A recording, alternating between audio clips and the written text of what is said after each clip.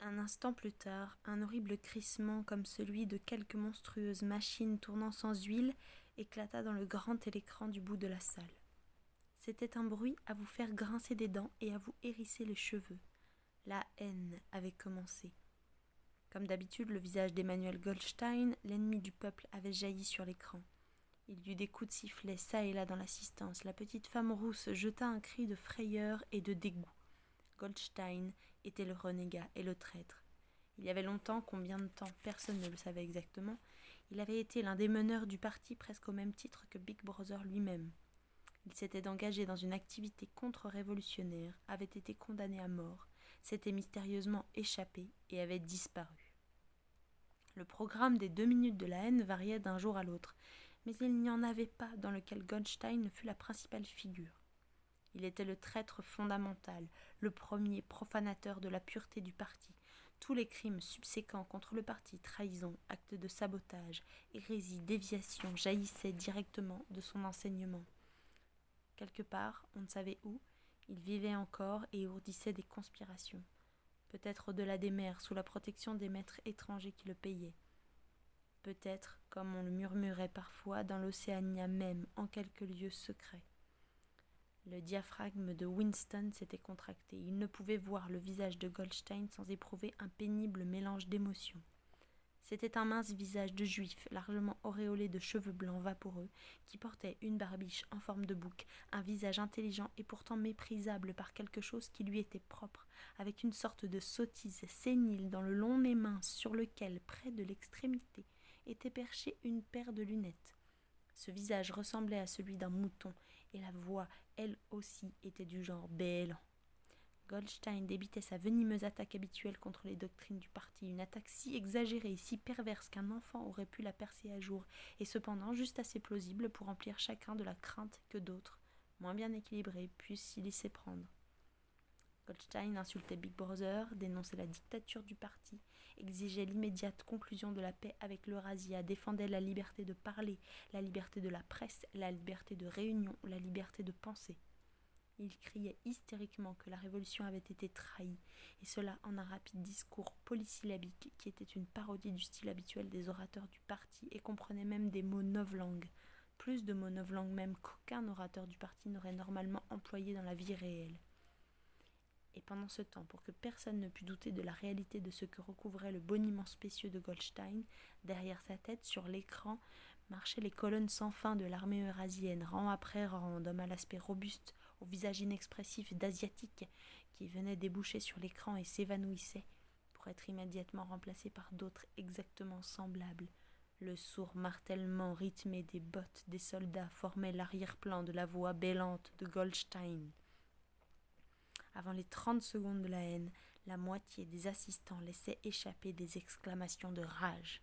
Le visage de mouton satisfait et la terrifiante puissance de l'armée eurasienne étaient plus qu'on en pouvait supporter. Par ailleurs, voir Goldstein ou même penser à lui produisait automatiquement la crainte et la colère. Il était un objet de haine plus constant que l'Eurasia ou l'Estasia, puisque lorsque l'Océania était en guerre avec une de ses puissances, elle était généralement en paix avec l'autre. Mais l'étrange était que, bien que Goldstein fût haï et méprisé par tout le monde, bien que tous les jours et 1 millier de fois par jour sur les estrades, au télécran, dans les journaux, dans les livres, ces théories fussent réfutées, écrasées, ridiculisées, que leur pitoyable sottise fût exposée au regard de tous en dépit de tout cela, son influence ne semblait jamais diminuer. Il y avait toujours de nouvelles dupes qui attendaient d'être séduites par lui. Pas un jour ne se passait que des espions et des saboteurs à ses ordres ne fussent démasqués par la police de la pensée. Il commandait une grande armée ténébreuse, un réseau clandestin de conspirateurs qui se consacrait à la chute de l'État. On croyait que cette armée s'appelait la Fraternité.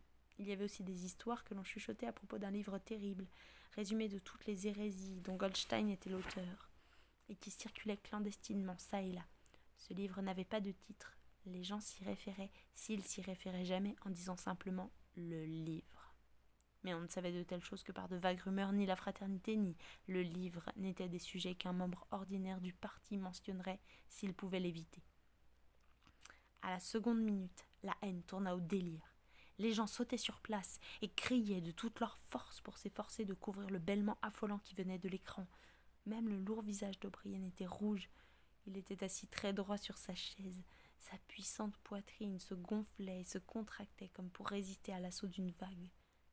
La petite femme aux cheveux roux avait tourné au rose vif, et sa bouche s'ouvrait et se fermait comme celle d'un poisson hors de l'eau.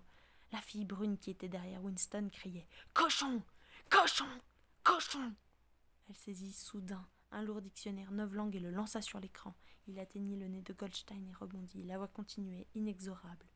Dans un moment de lucidité, Winston se vit criant avec les autres et frappant violemment du talon contre les barreaux de sa chaise.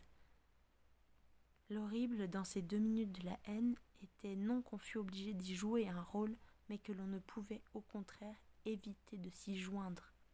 Au bout de 30 secondes, toute feinte, toute dérobade devenait inutile.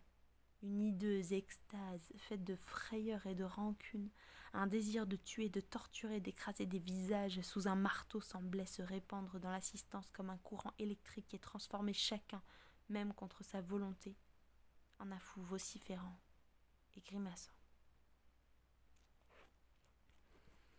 Bonsoir à tous. Je change, je le fais le soir. Ça fait un petit moment que je vous ai pas vu. Donc ce soir, j'ai fait un extrait un peu plus long que ce que j'avais fait l'année dernière. Donc pour ceux qui connaissent bien, c'est un extrait de 1984 de George Orwell. Voilà. Un livre qui m'a beaucoup marqué quand je l'ai lu la première fois au lycée. Je remercie ma prof de français de nous avoir poussé à lire ça. Voilà. Je vous souhaite une bonne nuit pour ceux qui sont encore là maintenant. Voilà, moi j'arrivais pas à dormir, je me suis dit tiens, mais j'ai plein de textes sous la main. Bonne nuit et sinon bonne journée pour ceux qui verront ça demain. Salut, à bientôt.